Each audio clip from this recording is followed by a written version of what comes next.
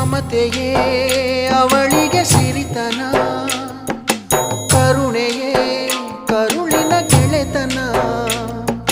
ದೇವರಿಗೂ ಅವಳೆ ತಾನೆ ದೇವರು, ಅವಳ ಸರಿ ಸಮ ಯಾರು ಕಾಣರು.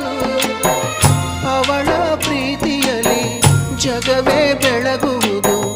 ಅಮ್ಮ ನಿನಗೂ ಮೊದಲು ಜಗದಲ್ಲಿ ಯಾರಮ್ಮ, ಹೆತ್ತವಳು ಯಾರಮ್ಮ, ಹೊತ್ತವಳು ಯಾರಮ್ಮ.